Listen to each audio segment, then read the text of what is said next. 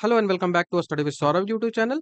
जैसा कि आपको पता है कि कल रात को ही बिहार विधानसभा के द्वारा जो सचिवालय है उसके द्वारा नोटिफिकेशन है वो जारी किया गया कि हम 3/24 जो नोटिफिकेशन था उसका एग्जाम लेंगे। ठीक है, इसका एग्जाम डेट जो है वो जारी कर दिया गया है और ऑलरेडी एग्जाम जो है वो 5/24 और 4/24 इन सब का जो है वो ऑलरेडी हो चुका है। ठीक है, तो अब जो है वो सिर्फ और सिर्फ यही बचता है, ए और 2 बचता है। तो इसका एग्जाम जो है वो कब होगा? 1/24 जो कि आपका एग्जामिनेशन है बिहार विधानसभा सचिवालय एएसओ और एसीटी का एग्जामिनेशन है।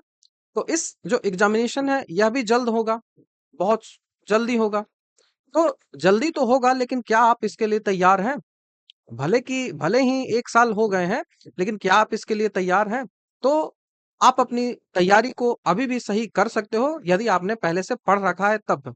ठीक है, यदि आपने पहले से नहीं रखा है तो बहुत बड़ी समस्या है। तो हम इस वीडियो में स्ट्रेटजी है उसकी चर्चा करेंगे कि क्या आपको पढ़ना चाहिए, कहाँ से आपको पढ़ना चाहिए और कितना आपको पढ़ना चाहिए। तो चलिए वीडियो की शुरुआत कर लेते हैं।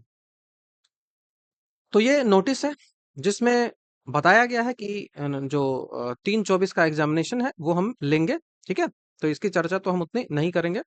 हम मेन चर्चा हमारा है वो है एएसओ और एसीटी है उसका सिलेबस, उसका स्ट्रेटजी पे। तो आपको पता है कि आपको 40 मार्क्स के आपको जो है वो सामान्य अध्ययन पूछे जाएंगे, जनरल स्टडी जो है वो पूछी जाएगी। और इस जनरल स्टडीज में आपको 6-7 चैप्टर हैं वो ध्यान रखने पड़ेंगे। जैसे कि आपको हिस्ट्री पूछा जाएगा, ज्योग्राफी पूछा जाएगा और इसके साथ ही आपको पॉलिटी। ये जो 3 सेक्शन है ना, ये सबसे महत्वपूर्ण है, मोस्ट इंपॉर्टेंट है। यदि आप इन 3 सेक्शंस को कर लेते हो तो इतना से भी रिजल्ट होने की संभावनाएं रहती है। उसके बाद कुछ और सेक्शन है जो लेस इंपॉर्टेंट है, उतना ज्यादा इंपॉर्टेंट नहीं है। जैसे कि एक इंपॉर्टेंट, उतना ज्यादा इंपॉर्टेंट नहीं है वैसे मैं दिखाता हूं, जैसे कि इकोनॉमिक्स। इकोनॉमिक्स उतना ज्यादा इंपॉर्टेंट नहीं है ये जितना हिस्ट्री, ज्योग्राफी एंड पॉलिटी है। उसके बाद इन्वायरमेंट तो आप ज्योग्राफी में ही कर लेते हो।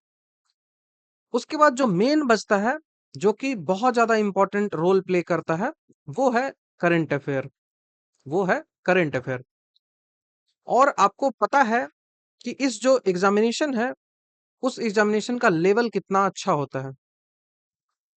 एग्जामिनेशन का लेवल बहुत अच्छा होता है। आपने प्रीवियस ईयर नहीं देखा है तो आप देखिए कि यूपीएससी और स्टेट पीएससी जो एग्जामिनेशंस होते हैं उनके पीवाईक्यू आपको पूछा जाता है। इसका कहने का अर्थ सीधा सा बात हुआ कि आपको इनके पीवाईक्यू करना है और इनके पीवाईक्यू करने के लिए घटना चक्र से अच्छा कोई भी किताब नहीं हो सकता है। तो घटना चक्र आपके पास होनी चाहिए। अब कौन सी विषय की होनी चाहिए? हिस्ट्री की होनी चाहिए, ज्योग्राफी की होनी चाहिए और पॉलिटी की होनी चाहिए, बस। इसके बाद कोई भी घटना चक्र आपको नहीं खरीदना पड़ेगा। यही 3 घटना चक्र है वो आप खरीदिए। ये आपके लिए काफी है। पीडीएफ चाहिए तो पीडीएफ आपको मिल जाएगा, इंटरनेट पे इजीली अवेलेबल है। तो हिस्ट्री, ज्योग्राफी, पॉलिटी यहां से आप करोगे। पढ़ना आपको कहाँ से है? Theory part. जो थ्योरी पार्ट है वो पढ़ना है तो उसके लिए आपको लूसेंट चाहिए। लूसेंट हो या क्राउन हो, वहीं से इसको अभी पढ़िए। आपके पास समय बहुत कम है। तो ये किनके लिए है? जिन्होंने कभी पढ़ाई नहीं की है, जिन्होंने कभी पढ़ाई नहीं की है और जिन्होंने पिछले 1 वर्षों से काफी अच्छे तरीके से पढ़ा है और जिनके पास नोट्स अपना है या फिर वो पहले से किसी किताब को पढ़े हुए हैं, किसी अलग किताब को आपने पढ़ा रखा है, तो आपको वही नोट्स को रिवाइज करना है, वही किताबें को रिवाइज करना है। ठीक है, वही नोट्स, वही किताबें रिवाइज करनी है हिस्ट्री, ज्योग्राफी और पॉलिटी में। अब मैं ये नहीं कह सकता कि आपको कौन से जो सेक्शन है वो ज्यादा फोकस करना चाहिए, क्योंकि हिस्ट्री में सबसे अधिक जो सवाल आपको आएगा वो आएगा जो स्वतंत्रता आंदोलन होता है वहां से, मतलब मॉडर्न हिस्ट्री से सबसे अधिक प्रश्न आएंगे। और जो एडमिनिस्ट्रेशन होता है, आपको पता है कि दिल्ली सल्तनत में एडमिनिस्ट्रेशन मुगल का एडमिनिस्ट्रेशन, यहां से प्रश्न है, मैं बार बार देखते रहता हूं कि आते रहता है। ठीक है, तो ये पूरा आपको कंफर्म एकदम होना चाहिए। मुगल का तो ऐसे भी दिल्ली और मुगल सल्तनत दोनों होना ही चाहिए, ये आपको यहां से क्लियर करना पड़ेगा।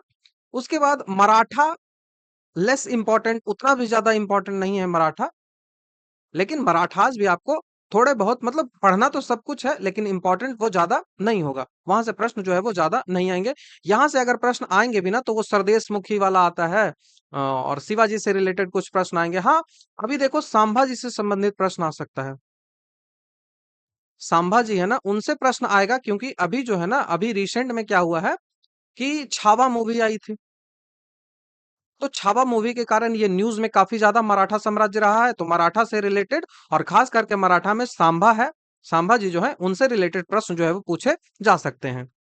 ठीक है, एनिसेंट इंडिया में बात करूं तो एनिसेंट इंडिया में सारे जो सेक्शंस है वो आपको करने पड़ेंगे, जैसे इंडस वैली सिविलाइजेशन, सिंधु घाटी जो सभ्यता है, इंडस वैली सिविलाइजेशन आपको करना पड़ेगा, सबसे ज्यादा इंपॉर्टेंट यहीं से प्रश्न जो है वो आते रहते हैं। उसके बाद वैदिक कल्चर आपको करना पड़ेगा, लेतर वैदिक कल्चर जो है वो लेतर वैदिक कल्चर करना पड़ेगा। उसके बाद यहाँ से आपको मौर्यन से तो बहुत ज्यादा पूछा जाता है, मौर्यन एडमिनिस्ट्रेशन के कौन कौन से नाम है। ठीक है, मौर्यन में भूमि जो होता था, सीता भूमि किसको कहते थे, ये सब प्रश्न बहुत ज्यादा पूछा जाता है। मौर्यन में टैक्स जो है उसको कारा कहा जाता था, किस टैक्स को कारा कहा जाता था, ऐसे करके प्रश्न पूछा जाता है। गुप्ता पीरियड से संबंधित प्रश्न आपको बहुत अधिक देखने को मिलेंगे।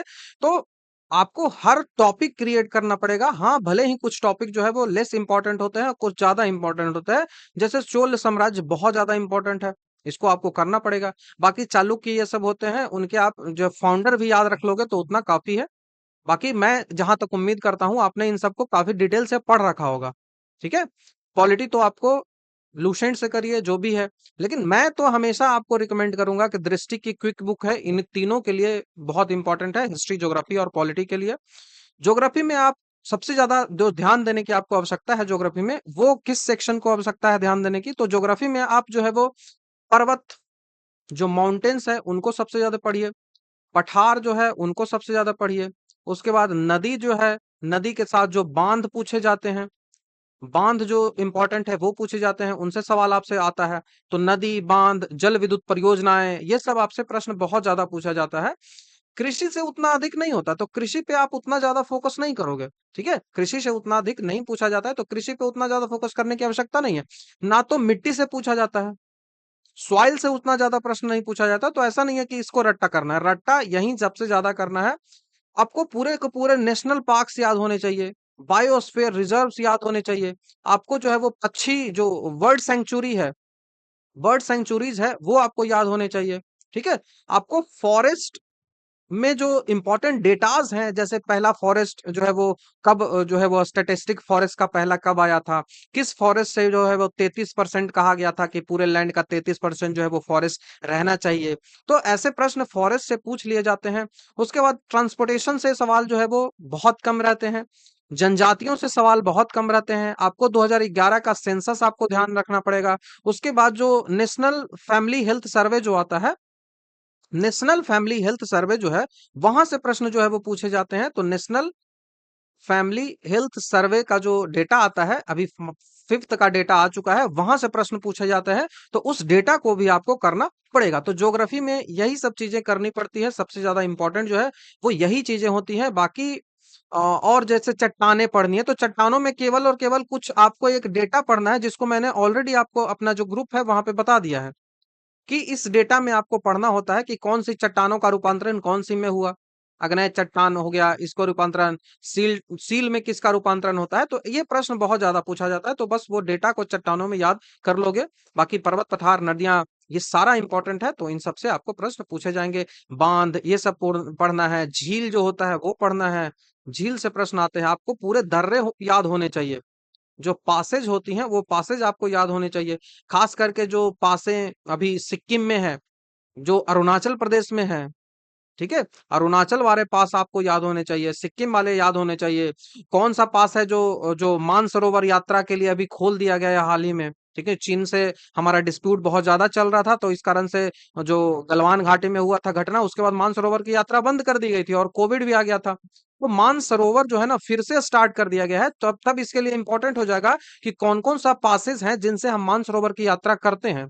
तो पासेस इंपॉर्टेंट होंगे उत्तराखंड, सिक्किम और अरुणाचल प्रदेश वाला, जो कि चाइना से जो है वो सीमाएँ लगाती हैं, उनसे वो इंपॉर्टेंट होगा। तो ये सब चीज़ें पढ़नी है। इकोनॉमिक्स में जो सेक्शंस हैं वो उतने भी ज़्यादा जो है वो करंट से ज़्यादा चीज़ें यहाँ पे पूछी जाती है। तो आपको नेशनल इनकम आना चाहिए। जितने भी लॉज़ दिए गए हैं, जैसे ग्राफ्स दिए गए हैं, क्रूज़ेन वक्र, लॉरेंज वक्र, ये सब जो ग्राफ़ें होती हैं वो सब आपको ध्यान में रखना पड़ेगा।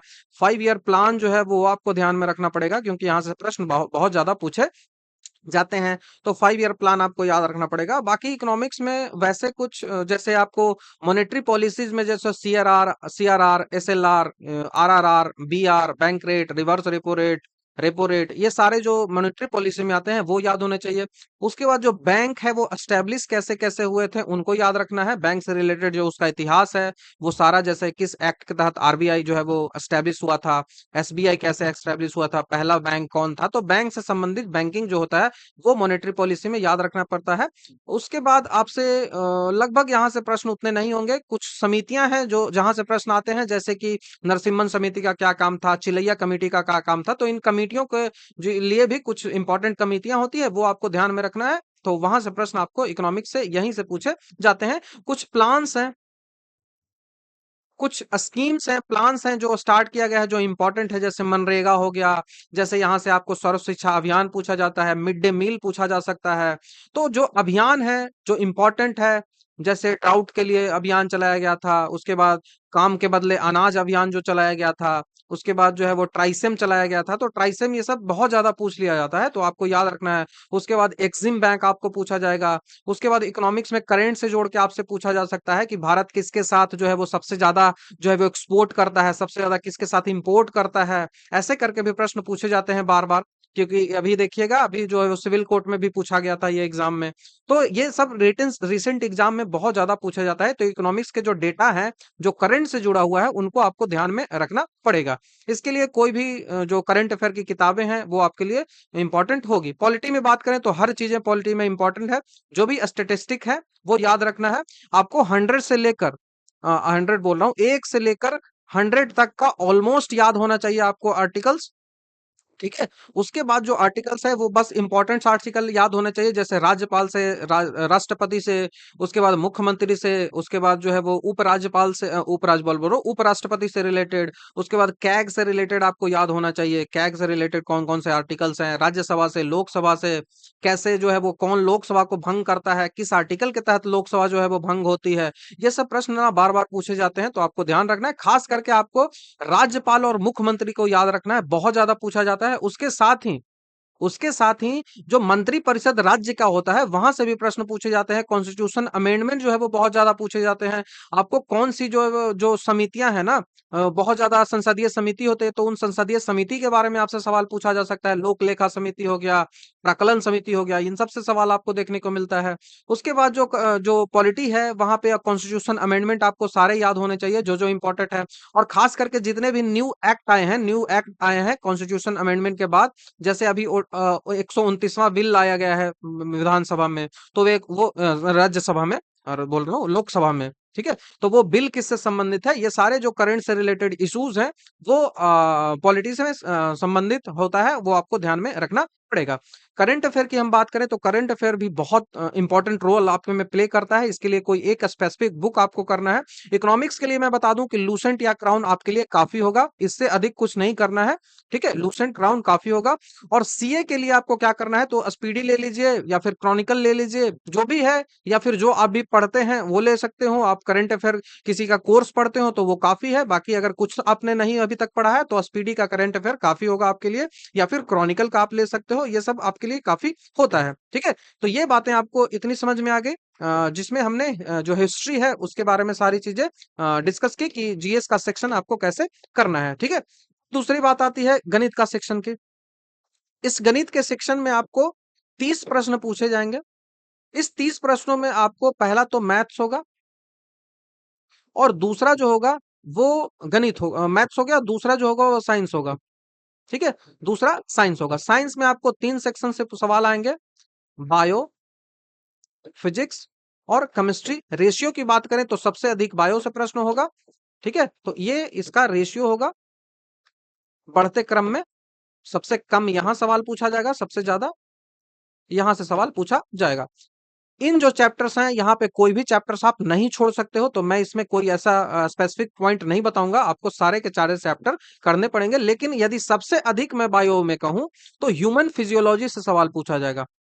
ह्यूमन फिजियोलॉजी जिसमें 8 फिजियोलॉजी के पार्ट होते हैं, जैसे डाइजेशन सिस्टम, रेस्पिरेशन सिस्टम, तो ये 8 होते हैं, एंडोक्राइन, एक्सोक्राइन, ये सब 8 सबसे ज्यादा इंपॉर्टेंट होते हैं। प्लांट्स हार्मोन आपको याद होना चाहिए, प्लांट सेल याद होना चाहिए, ह्यूमन जो सेल है वो याद होना चाहिए, जो सेल्स होते हैं उनके जो न्यूक्लियोटाइड्स होते हैं उनके बारे में आपको जानकारी होनी चाहिए, ठीक है। तो इनके लिए ना मैं एक बेस्ट आपको तरीका बताता हूं कि बेस्ट आपके लिए अभी के लिए बेस्ट सॉल्यूशन क्या होगा इन सबको कंप्लीट करने के लिए। बेस्ट आपको सॉल्यूशन होगा कि आप एक पीवाई क्यू लीजिए। पीवाई क्यू लीजिए, वह पीवाई क्यू आप कहां से लोगे, तो वह पीवाई क्यू आप वैसा पीवाई क्यू लोगे जो बिहार में जितने भी एग्जाम हुए हैं, बिहार का ऑल एग्जामिनेशन जो हुआ है उन सब का पीवाई क्यू आपके पास होना चाहिए, और यहीं से आप सारे चीजों को सॉल्व करोगे।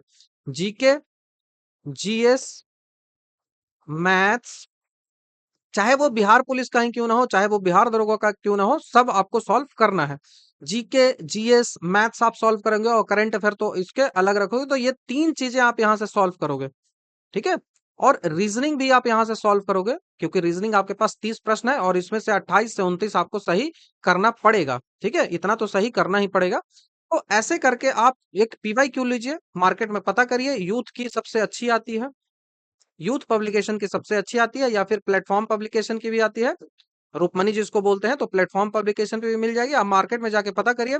और यदि आपको मार्केट में पता नहीं करना है, आप हमसे पेड ग्रुप में जुड़े हुए हैं, तो वहां पे मैं वन बाई वन जो है वो आज से ही स्टार्ट कर दूंगा, और वन बाई वन जितने भी ऑल पीवाई क्यू हैं बिहार में, बिहार में जितने भी पीवाई क्यू स्टार्ट किए गए हैं उन सबको हम यहाँ पे वन बाई वन डिस्कस कर लेंगे, ठीक है। मैं आपको पीडीएफ दे दूंगा और उसका यूट्यूब पे मैं सॉल्यूशन भी कर दूंगा, ठीक है, डिटेल से मैं सॉल्यूशन भी कर दूंगा, तो आपके लिए बेस्ट होगा ये, ठीक है। तो यहां से आप करिएगा। अब मैथ्स में कौन कौन से चैप्टर्स आपको करने हैं, तो इसके लिए भी आपको पीवाई क्यू देखना पड़ेगा। मैंने ऑलरेडी आपको बता रखा है कि पीवाई क्यू कहाँ है, तो पीवाई क्यू में आप एडवांस मैथ्स नहीं करिएगा, ठीक है, नॉर्मल मैथ्स ही करना होता है। जैसे आप बात करें सिलेबस की, तो देखिए मेंटल जो गणित है उसमें आपको संख्या पद्धति पूछी जाएगी, नंबर सिस्टम, तो नंबर सिस्टम से संबंधित जितने भी प्रश्न है वो पूछे जाएंगे, और लेवल बहुत अच्छा होता है इसका। उसके बाद ऐसा नहीं है कि कोई चैप्टर आप छोड़ोगे, ठीक है, सारा का सारा चैप्टर है, वहां से प्रश्न आते हैं, तो सब चैप्टर आपको करने पड़ेंगे, और लेवल सबका अच्छा होता है। इसके लिए बिहार के जितने भी पीवाई क्यू हैं उनको आपको सॉल्व करना है। मैं सारा पीवाई क्यू पेड ग्रुप में जो है वो वन बाई वन जो है वो अपडेट कर दूंगा, तो आपके लिए वो बेस्ट होगा, ठीक है। उसके बाद रीजनिंग की बात आती है, तो रीजनिंग भी सब आपको करना है। सिलेबस के बारे में मैं नहीं बताऊंगा, सारी जो रीजनिंग के टॉपिक्स होते हैं सारे के सारे आपको टॉपिक्स करने पड़ेंगे। पीवाई क्यू मैं जब सेंड करूंगा बिहार के एग्जाम की, तो उससे आपको सारी चीजें क्लियर हो जाएंगी, ठीक है। तो आपको ये पूरा समझ में आया कि कैसे जो है वो हिंदी, कैसे जो है वो इंग्लिश, इंग्लिश बोल रहा हूँ, कैसे जो है वो सामान्य अध्ययन, विज्ञान, तार्किक विचार, इन सबको पढ़ना है। तो यहाँ से आपको जो है वो 40 और 30, 70 और 100 प्रश्न हो गए, ठीक है, 40 और 30, 70, 70, 30, 100 प्रश्न हो गए। तो ये आपको समझ में आ गया कि कैसे करना है। अब जो इन सब चीजों के अलावा आपको सेट प्रैक्टिस नहीं मिल रहा है, अब आपको सेट प्रैक्टिस तो करनी पड़ेगी ना। तो मैं पता है आपको कि हमारा जो पेड ग्रुप चलता है, उस पेड ग्रुप में मैं सेट प्रैक्टिस ऑलरेडी लॉन्च कर चुका हूं। इसका जो फी है वो 115 है, जहां पे मैं एग्जामिनेशन के एकदम रेलिवेंट जो सेट सेट होता है, जो टेस्ट होता है, वो मैं देता हूं। यहाँ पे आपको 10 टेस्ट जो है वो पीडीएफ फॉर्म में मिल जाएंगे, तो इसको आप ज्वाइन कर सकते हो। यदि आप इस जो एग्जामिनेशन से संबंधित कुछ डिटेल्स चाहते हो मेरे पेड कोर्सेज के बारे में, तो आपको यहाँ पे मिल जाएगा सारे डिटेल्स। मेरे सारे कोर्सेज आते हैं, जैसे बिहार सिविल कोर्ट के लिए हो जाए, या फिर बिहार जो है वो विधानसभा एएसओ के लिए हो जाएगा। यदि आप मेंस की केवल तैयारी करना चाहते हो, आपको क्यों पता है कि विधान परिषद एएसओ का मेंस अभी होने वाला है, तो उस मेंस की तैयारी यदि आप करना चाहते हो, तो मेंस का सारा चीज आपको यहाँ पे मिल जाएगा। यदि ज्यादा डिटेल चाहिए तो आप मुझे मेरे व्हाट्सएप नंबर पे मैसेज कर सकते हो, 94 71 96 58 40। तो ये मेरा व्हाट्सएप नंबर है, इस पे आप मुझे मैसेज कर कर इस संदर्भ में और जानकारी ले सकते हो। ठीक है, तो टेस्ट सीरीज यदि आप जानना चाहते हो तो इस बारे में भी यहाँ पे आप जो है वो मैसेज कर कर जानकारी ले सकते हो। बाकी आप स्क्रीनशॉट इसी जो नंबर है इस पे आप पेमेंट करिए और उसका स्क्रीनशॉट मुझे व्हाट्सअप या फिर टेलीग्राम पे सेंड कर दीजिए, तो आपको इस टेस्ट ग्रुप से ऐड कर दिया जाएगा, जहाँ पे आपको बेस्ट क्वालिटी का टेस्ट जो है वो हिंदी और अंग्रेजी दोनों में बेस्ट टेस्ट मिल जाएगा। ठीक है, और यूट्यूब पे यदि पीवाईक्यूज आपको देखना है कि कौन कौन से पीवाईक्यू अभी तक हो चुके हैं बिहार विधानसभा और विधान परिषद से संबंधित, तो वो सारा आपको यहाँ पे मिल जाएगा। बिहार विधानसभा 2025 करके बनाया हुआ होगा, अभी 25 मैंने इसको कर दिया है, तो आपको ध्यान दे लेना है। ठीक है, तो ये पूरा वीडियो रहा जहाँ पे हमने इसकी स्ट्रेटजी की बात की कि कैसे आपको तैयारी जो है वो करनी चाहिए, और एग्जामिनेशन है वो आपका जल्द ही हो जाएगा। तो थैंक यू। यदि आप हमारे चैनल पे नए हैं तो हमारे चैनल को सब्सक्राइब, वीडियो को लाइक से कमेंट जरूर कर दो। तो thank you very much. Next video में आपसे जल्द ही मिलता हूँ।